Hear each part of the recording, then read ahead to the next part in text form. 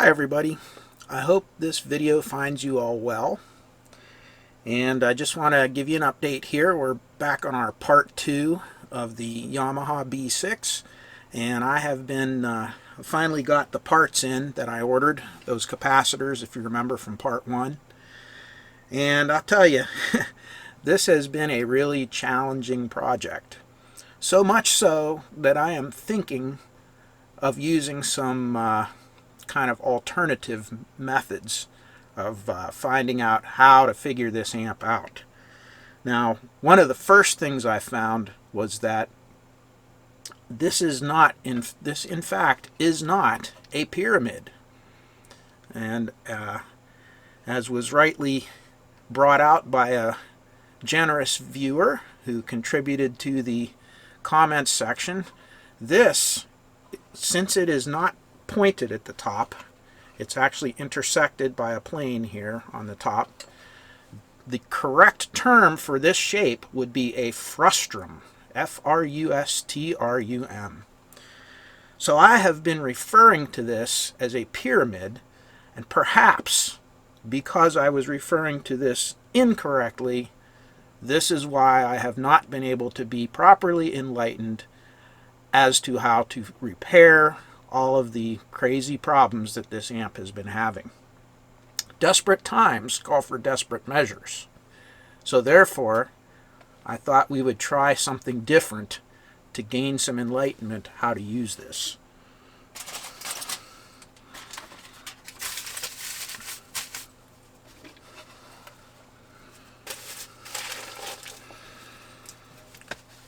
O great and powerful frustrum, please let me know the secrets of how you work so that I can properly fix you.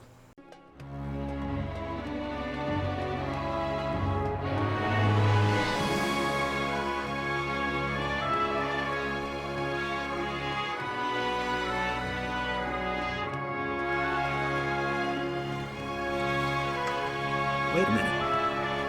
I think I'm getting something.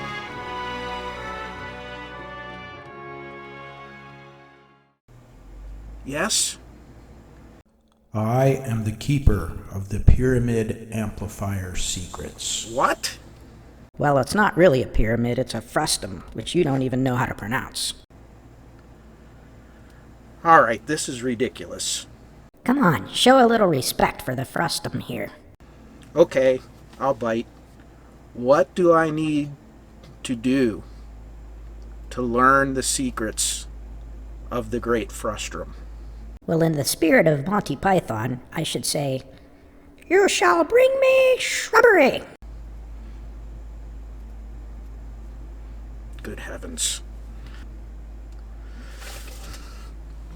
Well, you heard it. Since I don't have any shrubbery, I guess we're going to have to figure this one out on our own. Okay, all shrubbery aside, let's get back to fixing our frustum here.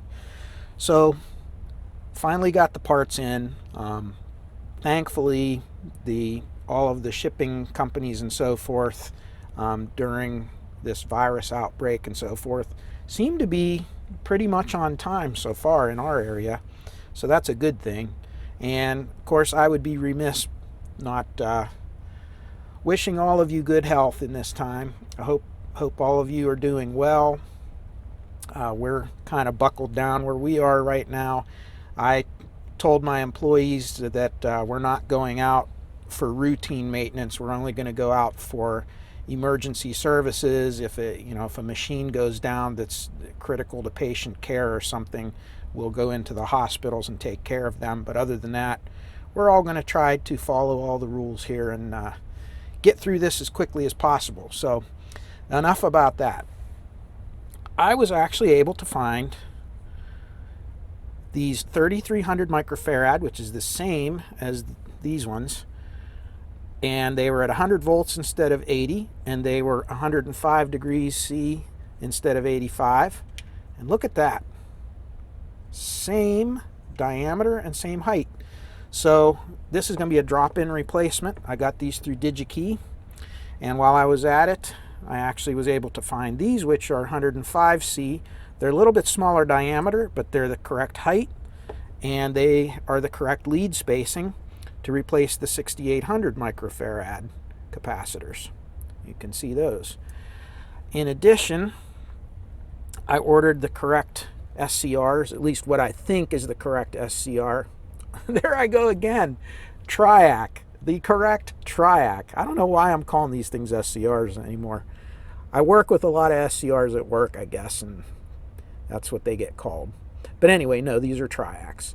And these are sensitive gate Triacs. And this one happens to be upside down.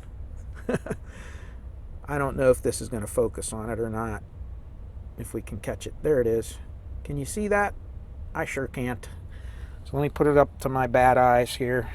It's an MAC 97A8. So Mike Alpha Charlie 97 Alpha. Is it an 8 or a 5?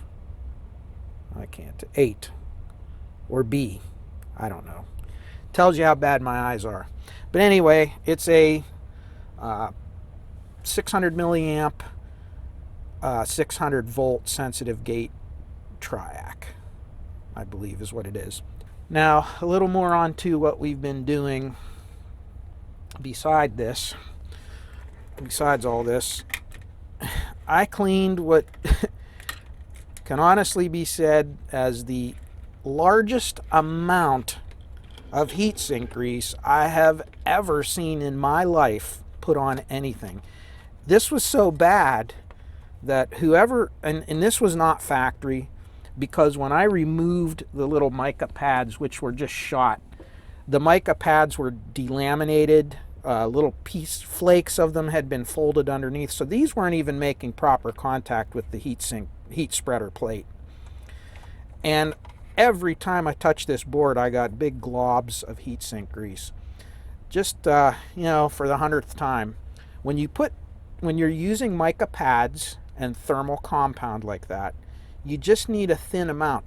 I like to make sure that the entire surface of the transistor is covered all the way.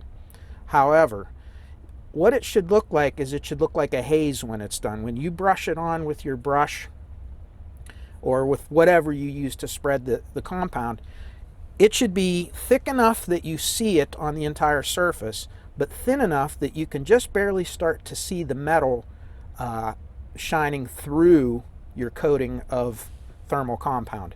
That's when you know you got the right amount. Now in this one, instead of using mica pads and trying to cut them to size, because they're actually oversized, the ones I have, I used these real high quality sill pads, and for this application these are going to work just fine. I know that's a huge debate, but I'm using them.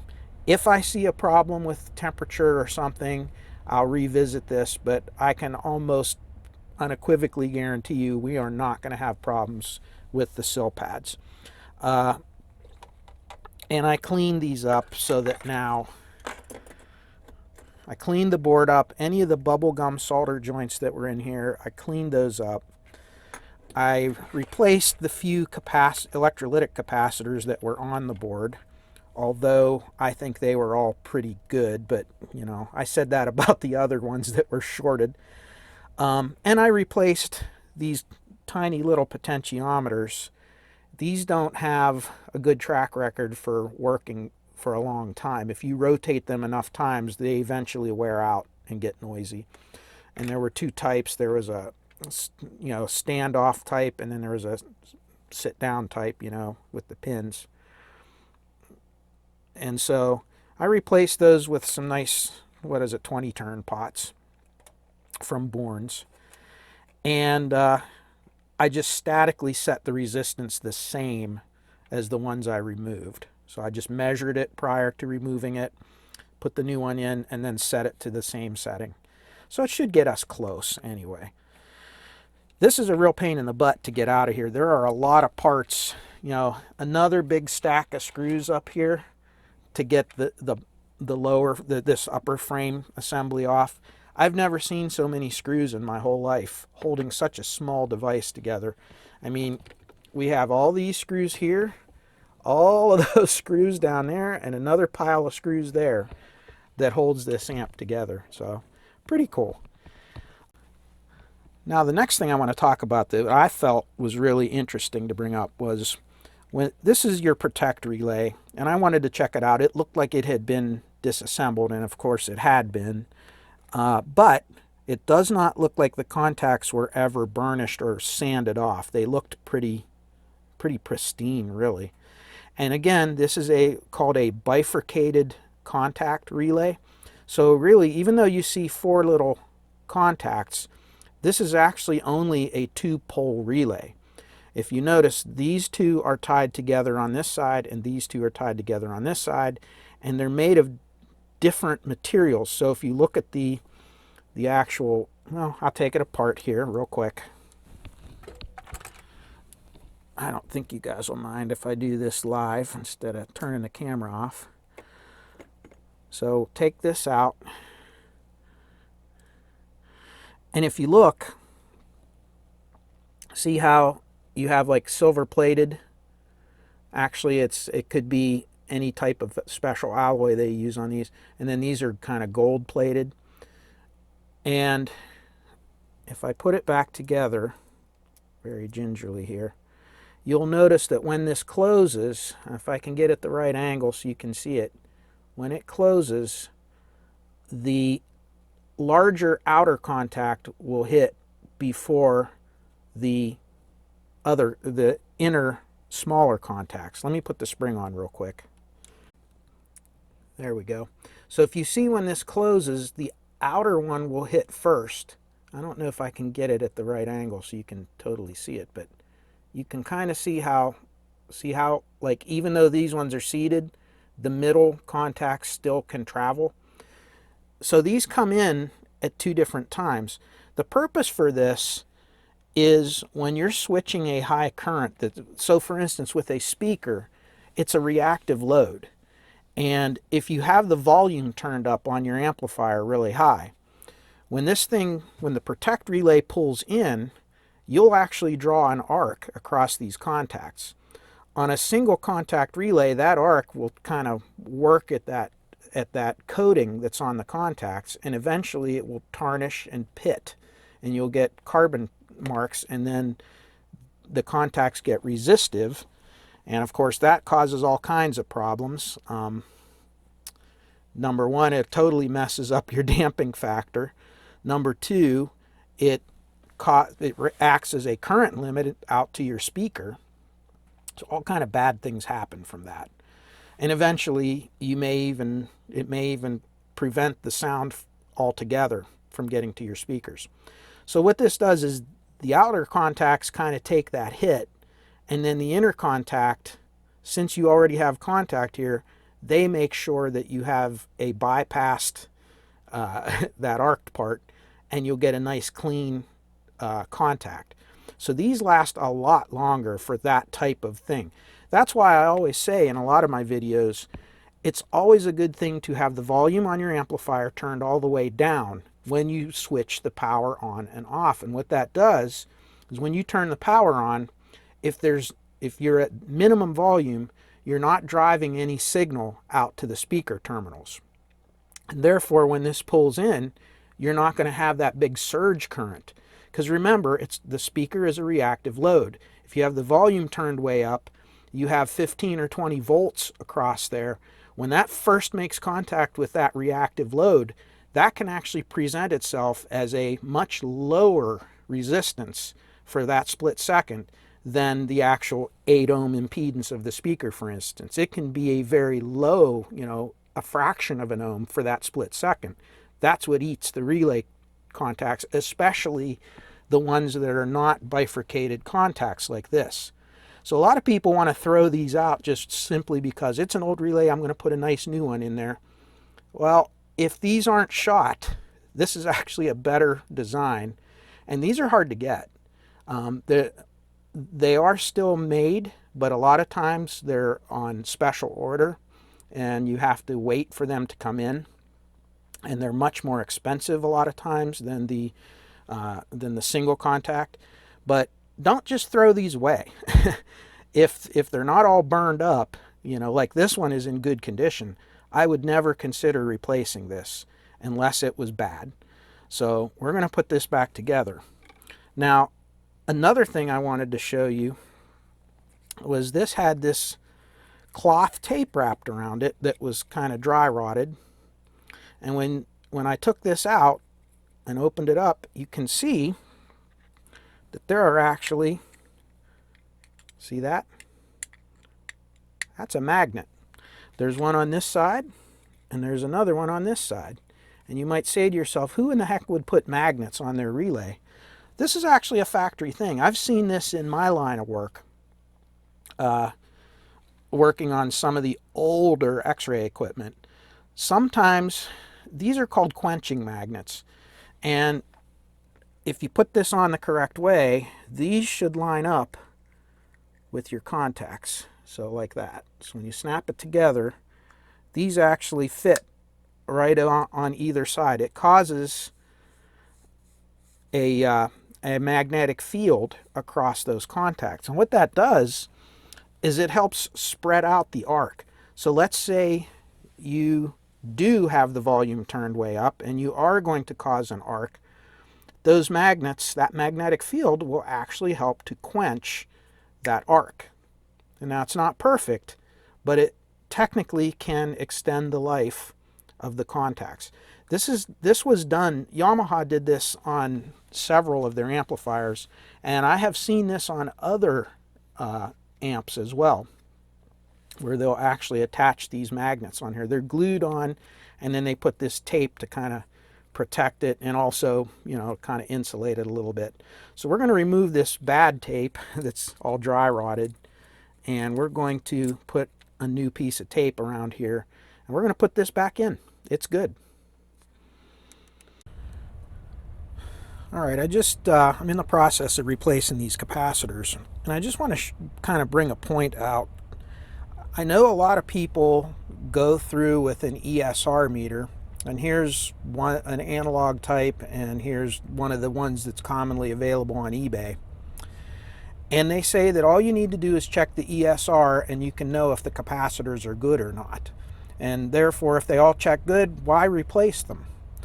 Well, I have two capacitors here in front of you that you might have seen from the first episode of this video. And if I turn this on, that one reads good, and this one reads good, as you can see. And using this one,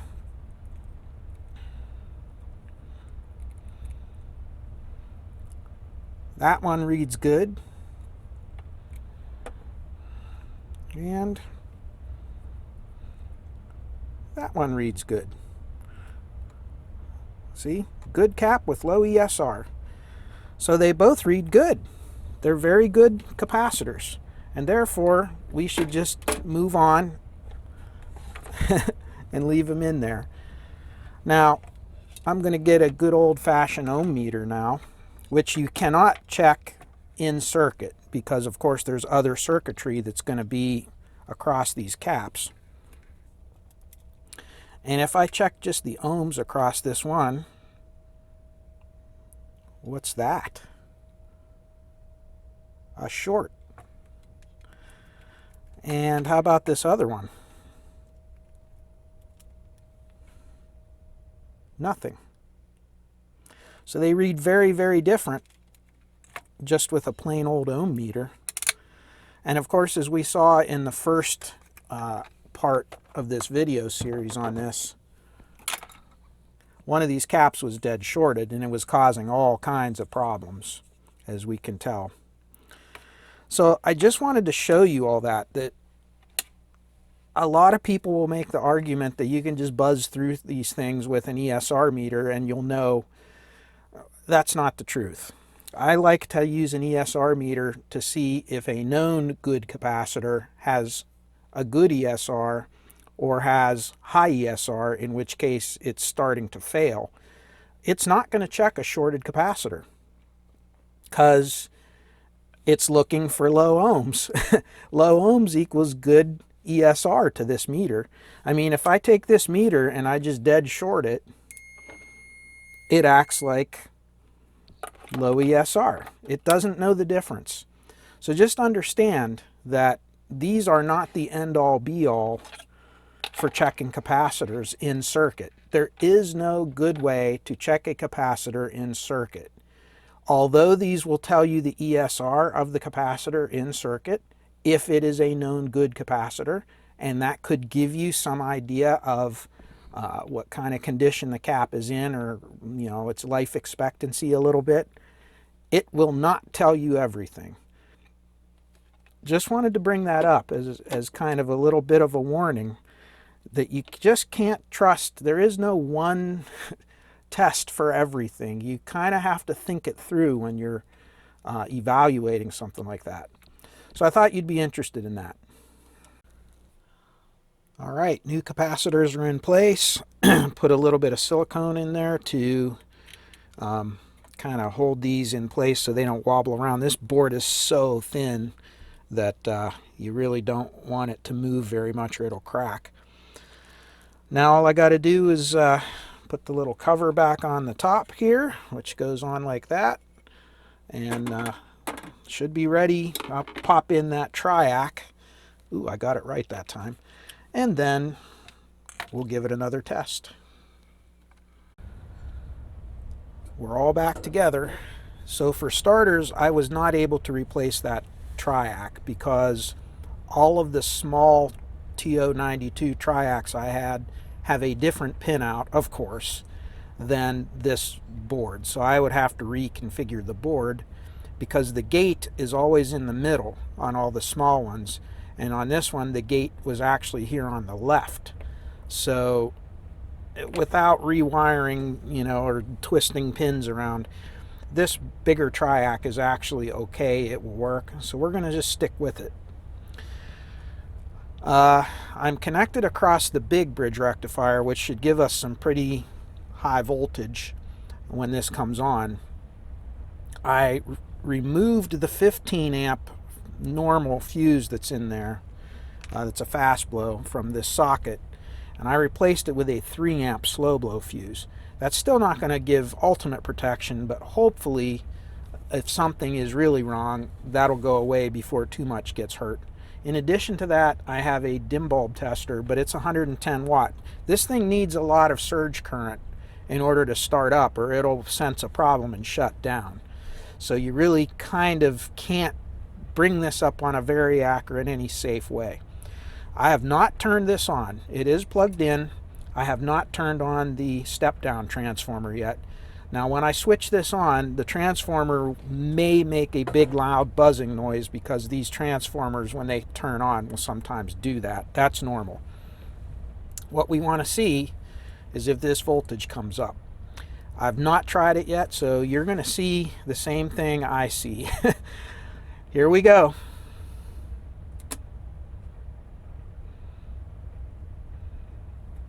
All right. Well, it's charging, you can see. And there goes the dim bulb. And she's really lit up bright. I have 110 watts right now, so it doesn't like something.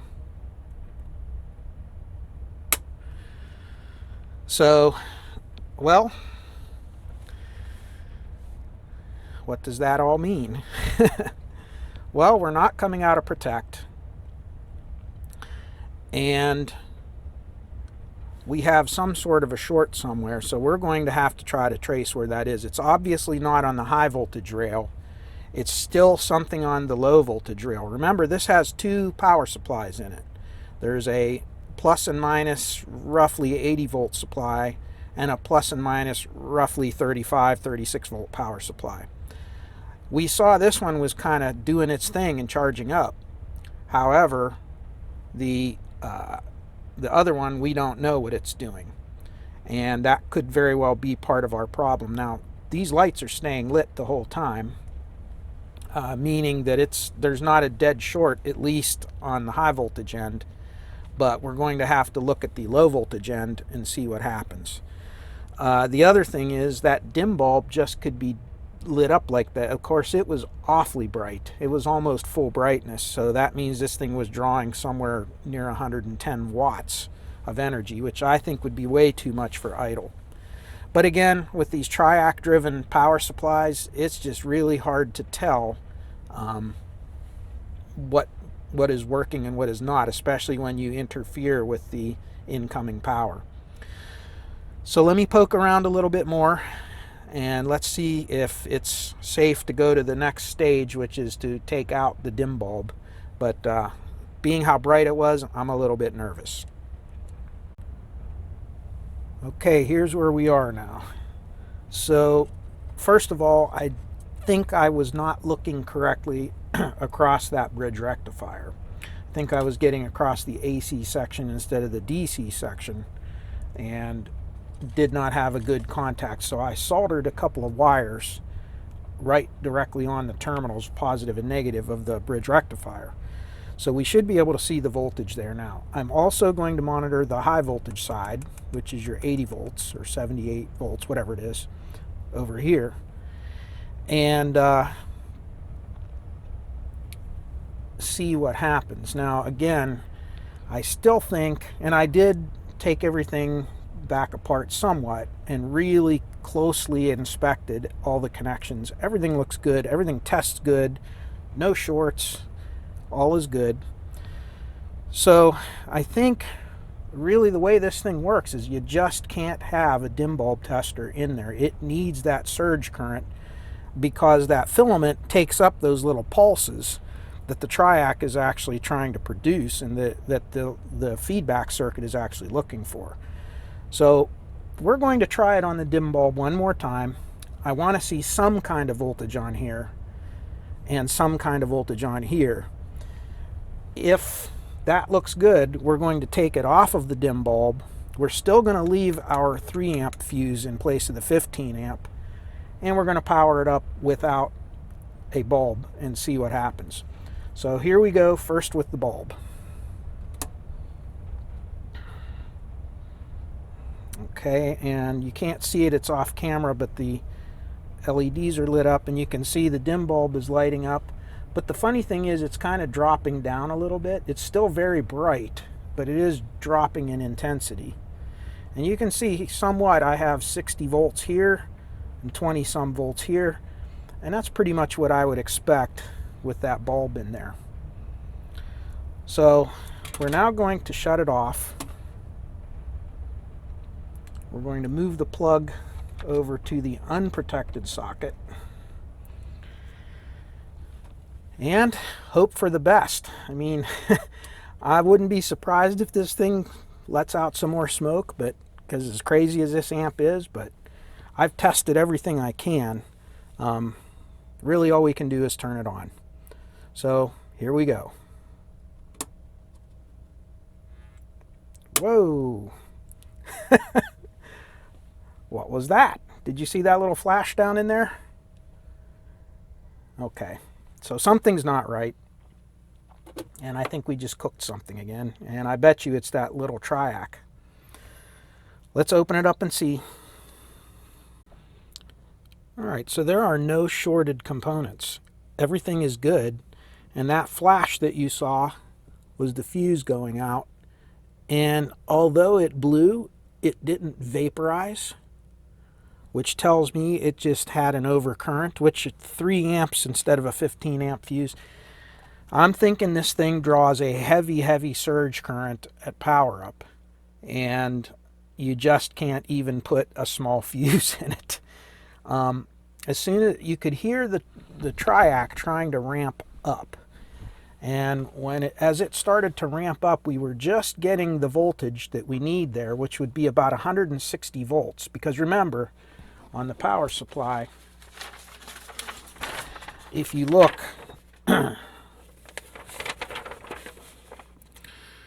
we were actually looking across this, and you have a positive and negative 76.5 volts. So if you add positive 76 volts and a negative 76 volts, you're way up there. Again, roughly 80 volts, you're going to see somewhere around 160 volts across the bridge rectifier. With reference to common, which is the ground, you would see half of that, or plus and minus 80 volts or 76 volts or whatever. So the transformer was up to about 120 volts, I noticed over there, or the power supply. It wasn't quite out all the way up. And just before it hit max voltage, that fuse flashed over and opened. So, it didn't flash over, it just opened. So, I'm fairly confident I'm going to try to put a larger fuse in and, well, see if we let smoke out. All right, well, here goes nothing.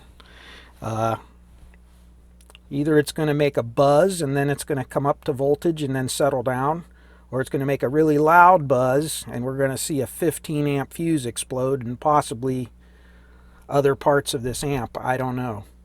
But here we go.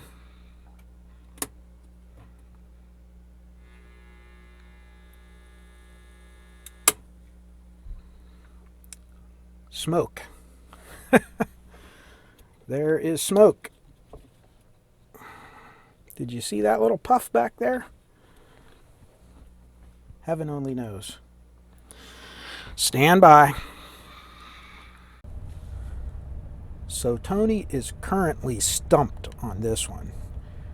On one hand, all of the voltages, so you have your plus and minus 76 volts and your plus and minus 30 some volts, they're all correct with reference to ground and reference going across them.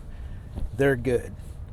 However, when you flip this thing over and you actually look at the DC offset as well as the idling current, it's completely, totally out to lunch. Now, there's a couple things wrong with this. Number one, you can't adjust the DC offset. You can run both of the potentiometers to their maximum and you can't get rid of it. However, with the idle current or your bias, you can't really adjust it either. It's like it's completely off. It's almost like one of the voltages, you know, like either your negative side or your positive side, is missing or is way out of balance. But when you measure it at the output transistors, it's good. So there's something that has to do with the preamp boards and with that section that's throwing everything out of balance. And it's both channels have the same identical problem. And yes, I used redundancy of terms, same identical. But the thing is, no matter what I do, these boards are not allowing us to get DC offset to be 0. Now, we do have this little power supply that feeds back into here, and I really closely scrutinized all this, and it's perfect. It's working. What I do not have is my little pulses here. When I measure them, there's no pulses, but the triac circuit is still functioning. Now, this transistor, which is good by the way, and I just replaced it anyway just to be on the safe side, this transistor pretty much isolates that output from over here. So really what we have is this opto-isolator is not properly driving this circuit. Now, do we have a bad opto-isolator? That I don't know. When this thing smoked, the smoke came out from this area just now, or you know a couple frames ago here. But nothing seemed to be out of order here. The other thing is, as the dim bulb changes brightness, this thing is changing its duty cycle or the firing angle. So it's a mystery.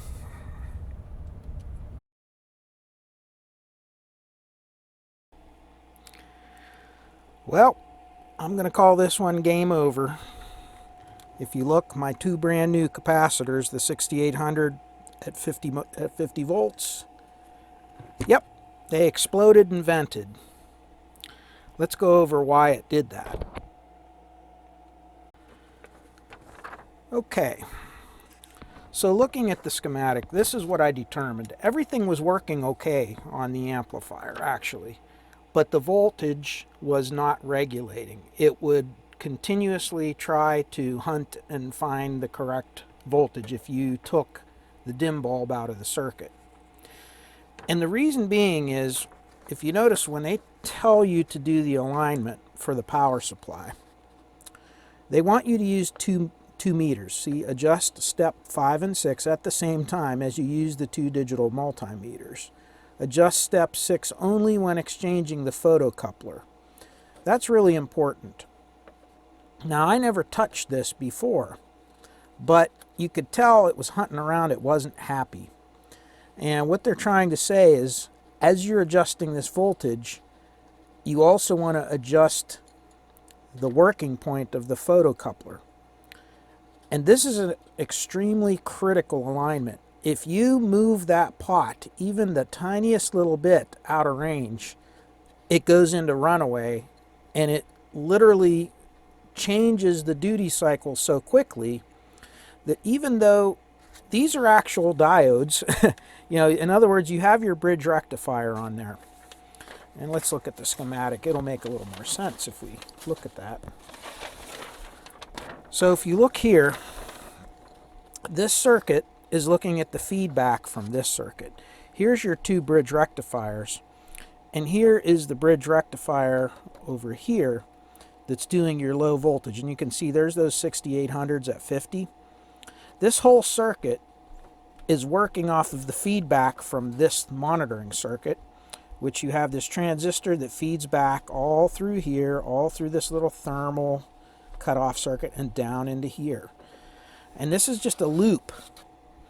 Now, when we adjust that that working point potentiometer, which is right here, you're actually adjusting how much influence this optocoupler has on the drive circuit for the triac back here, this whole triac circuit. And it's really, really critical. And if you move it just the tiniest little bit and you don't catch it fast enough, it will sit there and start to hunt, and it will drive that triac insane. And even though this is going through, so you have AC here, it's going into a bridge rectifier, it turns to DC. The problem is the DC is changing level so quickly that the capacitor can't handle that level of ripple. In other words, that ripple current almost acts like AC to this capacitor. And these capacitors just went completely berserk from that. As a result, they vented because they overheated. Anytime you put massive ripple current on an electrolytic capacitor, you cause it to heat up. And when it heats up too much, it vents. That's exactly what happened to these brand new capacitors in here. Problem is, there probably is a factory alignment for this. There may even be some sort of an alignment jig that they want you to connect to in order to get this to work. I don't know. I'm going to have to research this a little more. Again, the service manual I have is for the European and American versions, and North American versions, and unfortunately there are quite a few differences I'm seeing between this amplifier and the Japanese version that I actually physically have here. Now, one thing I noticed was one of the remarks on here was no load. Now, I'm not sure what they mean by no load. Do they mean no load by somehow clipping the wires that go into the output transistors so there's no load? I'm not really sure. And even if there was no load connected, it's still not going to stop this operating point from going crazy if you adjust it outside of its range. And that's part of the problem. With the dim bulb, I was able to get it to that 60 millivolts, and it held pretty well, but it was very touchy. One little tiny turn and the dim bulb would go full brightness. The problem was you couldn't adjust this with the dim bulb because that resistance of that bulb filament affected the feedback here. And when we adjusted this, when we took the bulb out, then everything was out of equilibrium again and you had to adjust it again. Well, there was no way I could adjust this quickly enough without causing a big problem. I mean, this thing was only on for a few seconds and invented those caps. So long story short, I'm kind of at a standstill on this amp. This thing isn't particularly my favorite design. It's very unstable. I'm sure that there were ones that worked properly when they were aligned properly. But without the proper information on this, without me having enough experience on this, I'm really not at a point right now where I want to put another set of capacitors in here. It will work if I replace those capacitors and align this properly, but I know that I don't have the proper procedure to do it, and I don't really want to put more time and money and parts into this. I'm sure the owner will not want to put any more into this than he has, because you have to cut your losses after a certain point. So I'm not going to call this one over like that I'm beat yet. I hate to say that, but I think this is one that I'm going to walk away from for right now, because there's so many other good projects we could be working on. And I'm going to think about this, and more importantly, reach out to all of you out there and to some of the folks on Audio Karma and so forth, to see if there's somebody that has more experience with the Japanese version of this amplifier. And if they do, if they've encountered this problem and how you can adjust it safely without blowing up parts. So I know that's going to kind of bum all you guys out, because I know you all like seeing us fix these things and get them working, and then you look forward to testing them just like I do. But in this case, this one's going to have to get put on the shelf for a little while so we can move on to some other projects. So that's it for this one. Not ending the way you all expected, and I don't know, maybe I should have brought it some shrubbery. I don't know. Anyway, that's it. Peace, joy, happiness, and good health in your lives. And you know, I put all my employees on kind of on furlough a little bit. We're still, being a medical company, we service medical equipment. We will have to go out occasionally for down systems, but we're really backing down quite a bit with this whole outbreak. So we're all going to be hunkered down. I'll be putting out more videos because really I'm home. I have plenty of time. So we'll be seeing some more things coming out, maybe some shorter videos, I don't know. But I'm going to get this one posted so you guys can have something to watch and maybe get a laugh or two out of it. And if you have any suggestions, if you know anything about this, or you have some ideas, let me know and maybe we'll revisit this. I don't know. Again, take care and stay well, all of you. And I really hope nobody has to have any big problems with this. We've seen it out this way already, and working in the medical industry, I know what it can do. So hopefully this will all be over soon and we can get back to our normal lives. But until then, we're going to have fun at the bench. So take care, stay well, and we'll see you all soon. Bye-bye.